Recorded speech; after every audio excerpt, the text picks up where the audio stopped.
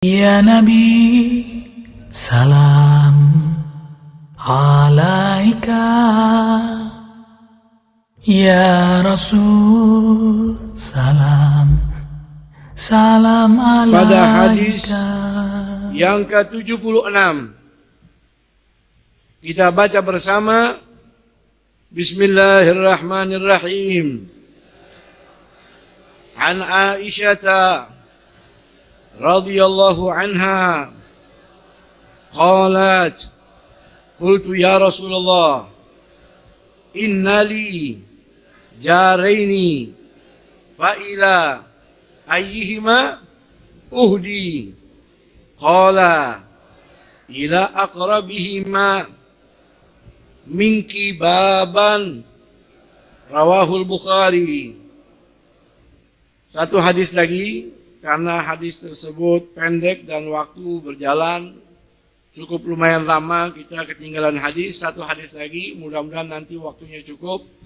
An Abdillahi ibni Amrin radhiyallahu anhu qala Rasulullah sallallahu alaihi wa alihi wa sahbihi wa sallama khairul ashabi indallah khairuhum li sahibih wa khairul jirani indallah khairuhum li jarihi rawahu Tirmidzi wa qala haditsun hasan. Hadis yang ke-76 dari Sayyidah Aisyah radhiyallahu taala anha wa ardhaha berkata, saya bertanya, wahai Rasulullah, sesungguhnya aku mempunyai dua tetangga.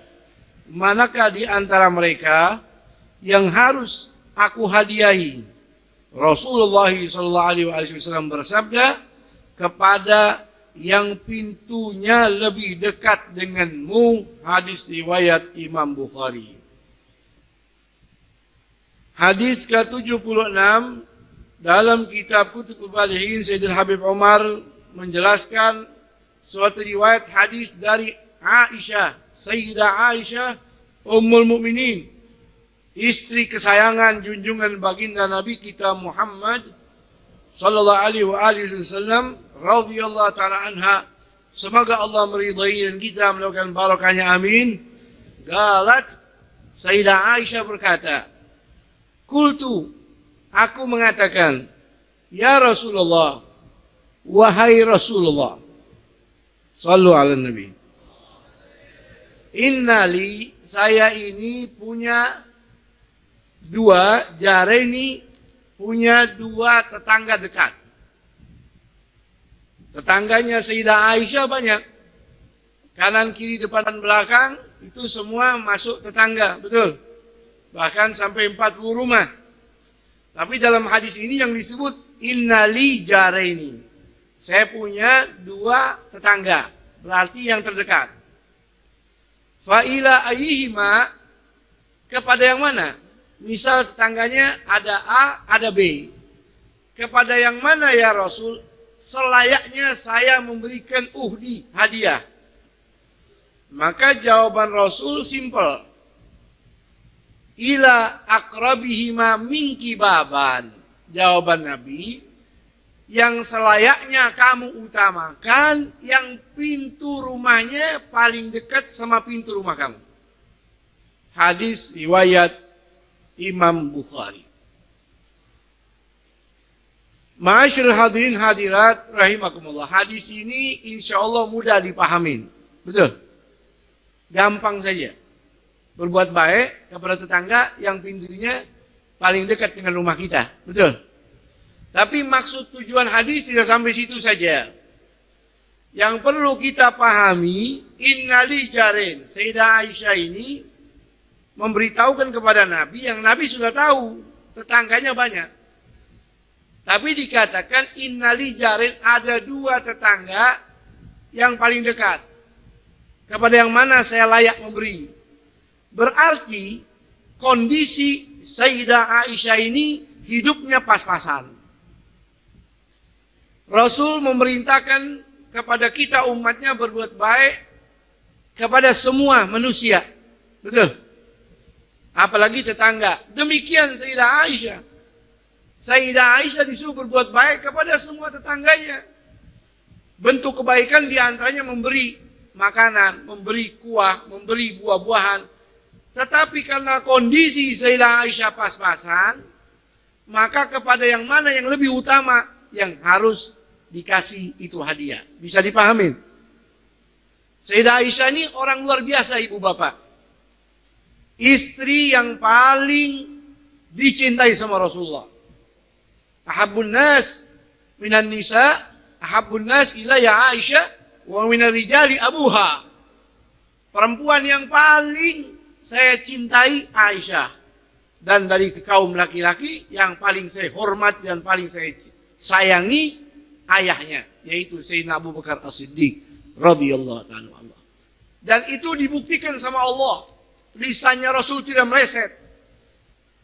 Terakhir ruh keluar dari rongga tubuh baginda Nabi kita Muhammad SAW berada dalam pelukan Sayyidah Aisyah yang telah bercampur air liurnya Sayyidah Aisyah dengan air liur baginda Nabi kita Muhammad SAW ketika Sayyidah Aisyah menghaluskan siwak untuk digunakan terakhir kali oleh baginda Nabi kita Muhammad SAW. Bahkan dalam riwayat kita kalau bicara Sayyidah Aisyah panjang, nggak cukup waktu kita. Ma surirtu wa fi riwayatin ma farihtu kasururi minki. Rasul pernah berkata dalam hadisnya bersabda, saya ini belum pernah terhibur. Punya istri senang terhibur, tapi tidak sebanding senangnya hati saya ketika punya istri kamu wahai Aisyah. Saking senangnya, saking cintanya, saking sayangnya Rasul kepada Sayyidah Aisyah. Semoga Allah meridhoinya dan kita melakukan barakahnya. Amin. Sayyidah Aisyah orang mulia masih nanya sama Nabi, hidupnya pas-pasan, ngasih kemana ini hadiah? Ada riwayat Sayyidah Aisyah ngobrol sama ponakannya, namanya Urwah. Ya bna ukhti, wahai ponakanku, inna lananduru ilal hilal, thumma hilal, thumma hilal. Thalatha ahillatin fi syahrin, wa ma'uqadu fi abiyati Rasulullah SAW nar. Wahai ponakanku tercinta, biar kamu tahu ya, hidup saya sangat prihatin. Dari minggu pertama, kedua, minggu ketiga, minggu selanjutnya, sampai 2 bulan rumah ini dan rumah istri-istrinya Rasul nggak pernah masak apapun yang bisa dipanggang, yang bisa dibakar. Lalu ponakannya Sayyidah Aisyah yang bernama Urwah ini tanya, "Fama kana ya'ishukum?" Ya khala, wahai bibiku. Lalu bibi hidup sama Nabi, apa yang dimakan? Qala al-aswadan at-tamru wal ma. Yang bibimu makan bersama Nabi hidup satu rumah sampai 2 bulan cuman air putih sama kurma. Cuman air sama kurma. Illa qad kana li Rasulillah SAW jiranun minal ansar wa kanat lahum manaihun wa kanu yursiluna min albaniha fayusqina, rawahul Bukhari wa Muslim. Memang saat itu suka ada bantuan dari tetangga kita, orang Ansor. Dia cinta sama Nabi, dia punya peternakan, dia selalu mengirimkan susu-susu hasil ternaknya itu kepada kami dan Rasul, sehingga bisa kita minum. Yang agak enakan sedikit dari hidangan, ya hanya susu itu. Selain air, kurma, susu. Hidupnya pas-pasan Sayyidah Aisyah. Tapi nggak mau ketinggalan keutamaan sedekah kepada tetangga, tidak mau ketinggalan berbuat baik sama tetangga, sampai harus tanya sama Nabi, rumah yang mana yang harus saya utamakan pemberian. Hidup pas-pasan. Wallah, demi Allah, kalau Sayyidah Aisyah punya harta, semua tetangganya senang. Dalam riwayat yang sahih, Sayyidah Aisyah pada suatu hari sedang puasa sunnah. Ada orang ngasih hadiah 2.000 dirham, duit 2 karung. Seharian dibagi-bagi itu duit, menjelang asar habis. Selesai. Tidak tersisa 1 dirham pun. Pas waktu azan maghrib, ngomong sama pembantunya, wahai pembantuku, hidangkan makanan, kita mau buka puasa. Baik tuan.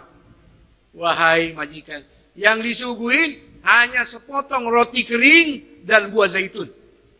Sayyidah Aisyah tanya, wahai pembantu, emang gak ada makanan yang lain? Kaget ini pembantu, maaf wahai majikan, emang adanya cuma ini aja di dapur. Bukankah seharian tadi engkau membagi-bagikan harta? Iya betul. Apakah tidak ada Tuhan menyimpan sedikit 1 dirham saja buat rumah ini? Nggak ada. Tuh. Hidupnya pas-pasan, tapi amalnya luar biasa, melangit. Saking mulianya Ummul Mukminin Sayyidah Aisyah, wanita suci, istri junjungan baginda Nabi kita Muhammad sallallahu alaihi wasallam. Makanya dia tanya sama Nabi, ke rumah yang mana nih yang harus saya utamakan? Tuh Sayyidah Aisyah. Ibu bapak, Rasul sallallahu alaihi wasallam orang yang paling cerdas. Orang yang paling cerdas, paling pinter, akmalun nasi aglan. Orang di dunia ini ibu bapak catat baik-baik.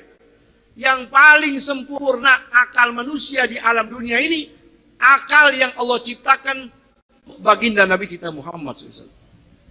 Kenapa kok Nabi? Jawabannya, yang kamu kasih yang pintu rumahnya paling dekat. Kata ulama hikmahnya ada 2. Pinternya Rasul. Yang pertama, annal agrab yara ma yaji ila bait jarihi min hadiyatin aw ghairihi fayatashawwaf laha. Hikmahnya, tetangga yang di depan rumah kita itu, dia orang yang ngelihat kalau ada orang ngasih hadiah datang ke rumah kita. Betul? Ada orang bawain durian montong, dia lihat, dia nyium baunya. Ada orang ngasih apapun, parsel buah, dia lihat. Kayak tasyawab lah, akhirnya cuma lihat aja. Makanya kalau kita ada sesuatu, yang paling diutamakan ngasih orang yang di depan rumah kita. Nyambung nggak? Betul tidak? Itu hikmah yang pertama. Yang kedua, kata ulama, innal qariba asra'u ijabatan lima yaqa'u li jarihi minal muhimmati wala siyama fi awqatil ghaflat. Tetangga itu orang yang paling pertama dengar teriakan kita. Tetangga itu orang yang paling pertama datang kalau ada musibah atau kejadian apapun di rumah kita, terlebih khusus ketika pada waktu orang pada lenggang, waktu orang sepi. Kita punya saudara kandung, buat apa urusan sama tetangga, Beb? Boleh jadi saudara kita lagi di Amerika, boleh jadi adik kandung kita ada di Eropa, boleh lagi ada lagi di sawah, boleh lagi ada lagi dalam sumur lagi kerja. Saudara kandung, satu darah, satu tubuh, tapi nggak bersama dengan kita, betul? Nah ini tetangga depan rumah, makanya Rasul utamakan. Yang rumahnya, pintu rumahnya, gerbang rumahnya paling dekat sama rumah kita. Itu yang harus engkau wahai Aisyah utamakan. Sallu ala Rasulillah. Salawatu Rabbi wa salamu alaihi. Saudara, dalam kitab Kutubul Balighin, kurang lebih kalau saya tidak salah, hampir 10 atau lebih hadis berbicara tentang tetangga. Betul? Betul? Setiap berdiri tentang tetangga. Berdiri tentang tetangga. Subhanallah. Itulah Islam. Islam itu bukan hanya sholat. Bukan hanya zakat. Bukan hanya ente punya duit, pergi haji, umroh. Bukan. Islam itu tidak hanya baca Quran, belajar hadis, tahajud malam, 2000 subhanallah, 10.000 salawat. Islam itu bukan hanya itu. Islam dinul muamalah. Islam itu agama berbaur, bermasyarakat. Wa dinut tadhiyah. Islam itu agama pengorbanan.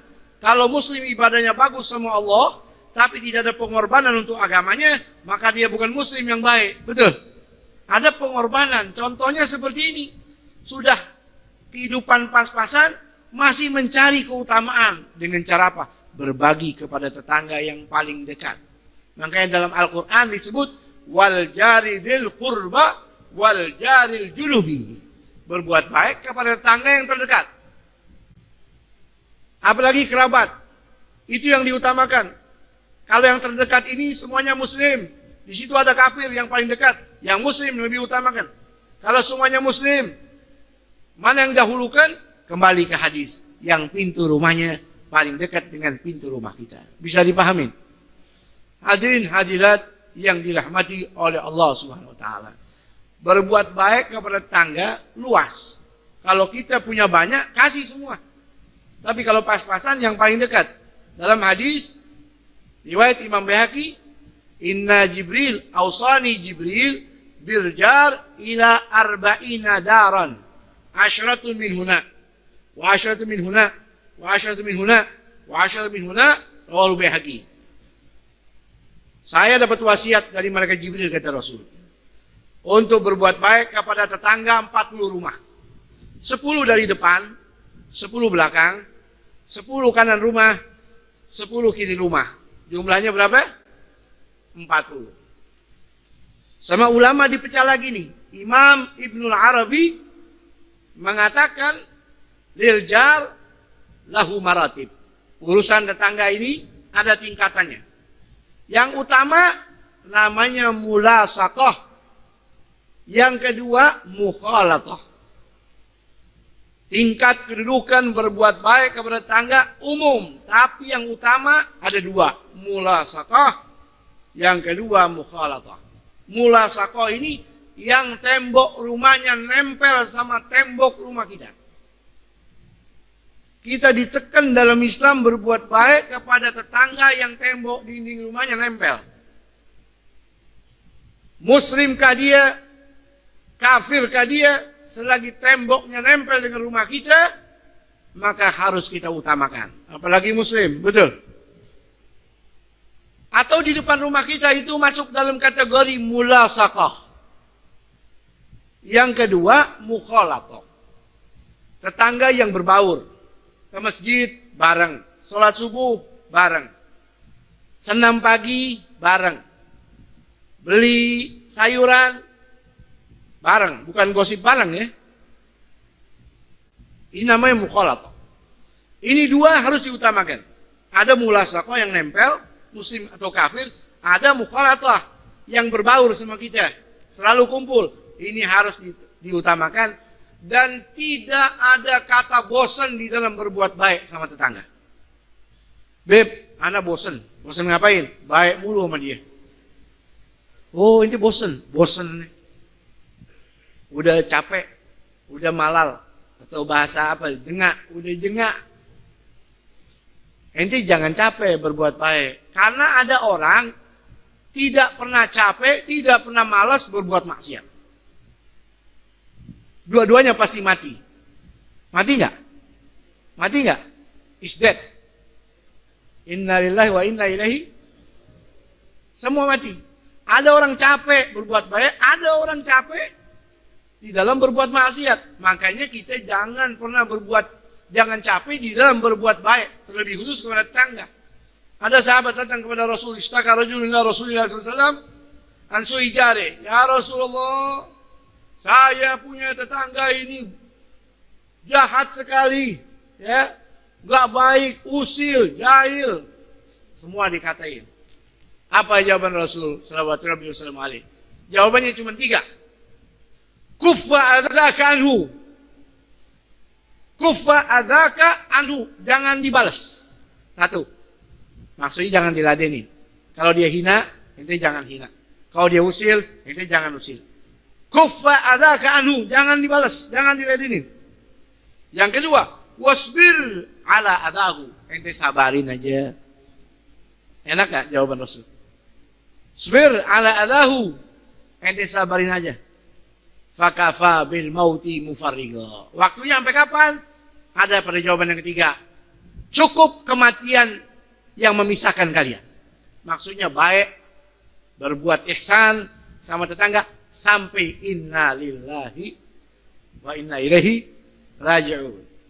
Dalam riwayat Imam Tabrani, ada sahabat Ubay bin Ka'ab meriwayatkan atan Nabiya SAW rajulun. Ada orang datang kepada Rasulullah sambil berkata, ya Rasulullah, sallu ala Nabi, ini nazaltu mahalla bani fulan. Saya tinggal di suatu kampung di RW 8 RT 4.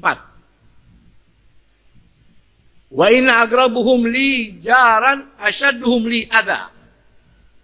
Ana tinggal di kampung itu ya Rasul, yang paling jahat sama ana yang rumahnya sebelahan sama ana.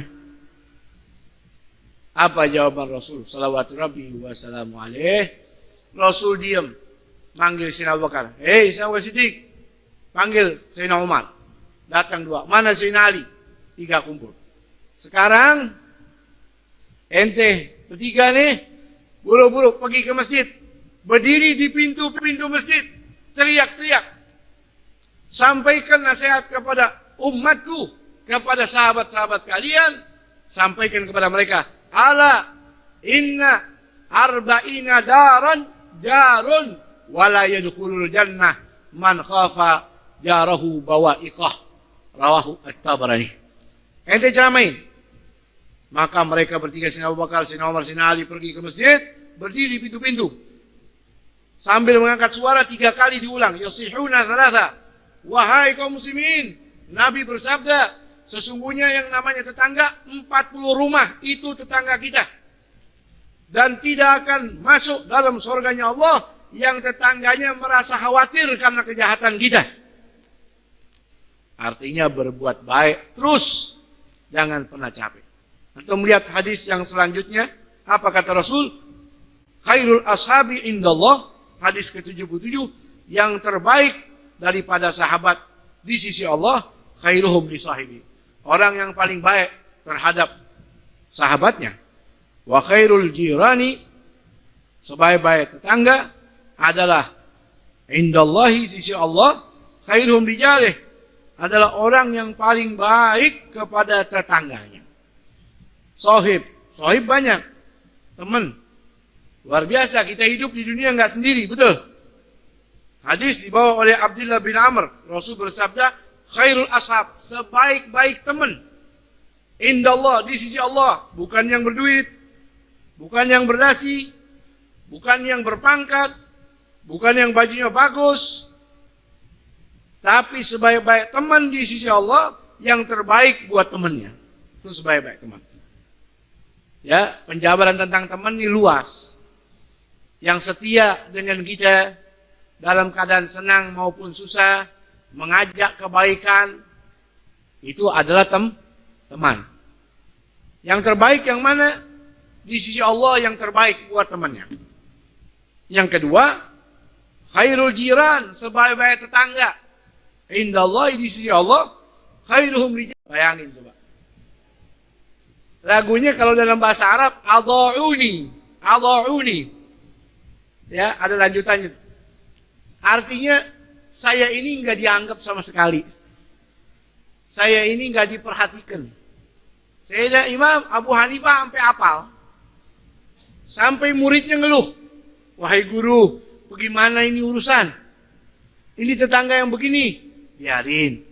Huwa jari. Dia tetangga aneh. Orang-orang datang, warga kampung kepada Imam Abu Hanifah. Imam Abu Hanifah punya nama. Wahai guru, wahai tuan, ini bagaimana nih urusan tetangga yang begini? Tiap malam ente mulai pengajian, langsung ada'uni. Gak apa-apa. Huwa jari. Dia tetangga aneh. Jawaban cuma itu. Dia tetangga aneh. Ente punya kekuasaan, punya kedudukan, punya power, punya kekuatan, punya murid, punya segalanya. Ente usir, ente lawan. Bagaimanalah? Jawaban jangan. Huwa jari, dia tetangga aneh. Sampai pada suatu malam, 1, 2, 3 malam, nggak ada lagi tuh lagu ada'uni. Imam Abu Hanifah nggak terlalu memperhatikan, murid-muridnya bilang, wahai guru, ini ada'uni nggak kedengeran lagi. Oh iya ya. Iya, sudah berapa hari ini nggak kedengeran itu lagu. Ya, kemana ya? Coba kalian cari tahu. Tuh, ini wali, orang alim, berilmu, biasa dizolimin, biasa dijahatin. Dia tahu dengan cara itu Allah akan angkat derajatnya. Ketika tidak ada itu ujian, dia cari. Tuh. Beda sama orang yang kelasnya di bawah. Ada biasa orang baik sama dia nggak perhatiin. Pas orang baik itu hilang, dia cari. Kemana itu orang biasa baik sama aneh? Mestinya baik terus dong kemana? Kan gitu. Ini kelas kita di mana kita nggak tahu nih. Imam Abu Hanifah, coba cari tahu. Dicari tahu ternyata tetangganya itu yang tukang nyanyi ado-uni, ribut sama polisi. Akhirnya masuk pesantren Darut Taubah. Tahu pesantren Darut Taubah? Penjara. Pas dengar, dia di penjara? Iya, wajibat. Harus berarti. Kata muridnya harus apa? Harus saya tolongin. Bangun, malam-malam bangun. Datang ke rumah gubernur di Baghdad, Al-Abbasi, ketok pintu, keluar pelayan. Siapa Anda? Ana Abu Hanifah. Kaget, ya Allah. Antum ngapain datang kemari gini hari? Biasa diundang sama gubernur. Nggak datang, tidak akan datang kecuali dipaksa, diminta. Kau malam-malam datang. Mana ente punya majikan, ente punya tuan, gubernur. Oh, udah istirahat mungkin. Kasih tahu, Abu Hanifah datang. Oh, baik-baik, datang. Wahai juragan, di depan ada Abu Hanifah. Hah? Imam Abu Hanifah? Iya, gila ente. Ini udah malam. Ibu Abu Hanifah datang dini hari. Beneran, tuan. Ya udah, langsung ambil baju seadanya, suruh masuk. Masuk.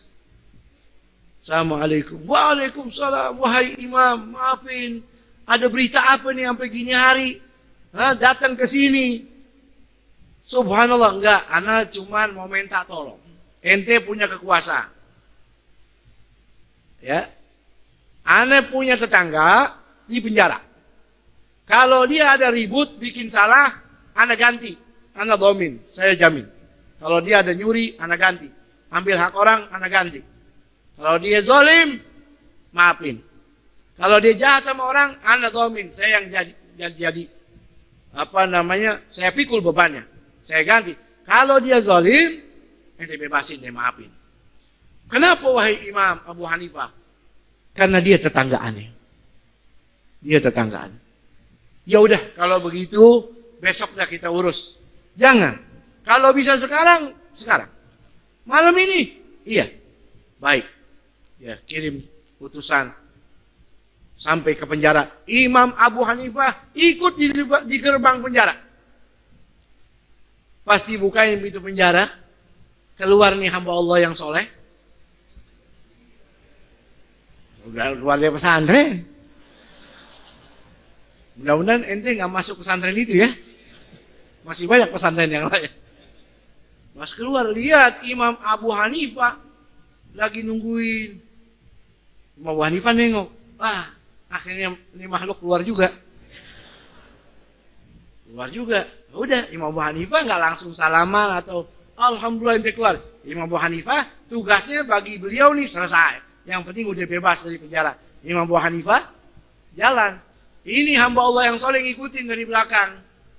Imam Abu Hanifah sebut Adouni. Aneh gak disepelein, aneh gak direken, aneh gak dianggap. Nangis tuh orang, ya Allah maafin Abu Hanifah. Ente sangat perhatian sama aneh. Ente sangat memperhatikan urusan aneh. Aneh sendiri yang tidak memperhatikan diri aneh. Mulai hari ini anak tobat, jadi murid ente, dan pada akhirnya menjadi orang besar. Jadi kadangkala saudara hawa nafsu membujuk kita. Tetangga yang jahat ini harus diladeni dengan kejahatan. Harus diusir, harus dipukul, harus dihardik. Jangan dikasih makanan karena dia jahat sama kita. Itu semua hawa nafsu setan. Lihat kekuatan dakwah, kekuatan keluhuran, power dari akhlak yang muncul dari seorang Imam Abu Hanifah. Akhirnya dapat membuat sesuatu yang keras menjadi lembut tanpa harus dinasihati, tanpa harus diceramahi, tapi itulah orang yang menjaga hak-hak tetangga atas dasar mengikuti akhlak dan sunnah junjungan baginda Nabi kita Muhammad sallallahu alaihi wasallam. Kalau Imam Abu Hanifah bisa, maka selayaknya kita umatnya Nabi harus bisa membelajarkan diri kita untuk mengikuti dan meneladani akhlaknya Rasulullah sallallahu alaihi wasallam. Mudah-mudahan Allah Subhanahu wa taala memberikan kepada kita akhlak budi luhur yang mulia, dan dijadikan kita semua orang-orang yang mampu melawan hawa nafsu kita, dan mudah-mudahan Allah jadikan kita orang yang terbaik untuk orang lain. Amin ya rabbal alamin. Wallahu a'lam. Rabbi zidni ilma. Assalamualaikum warahmatullahi wabarakatuh.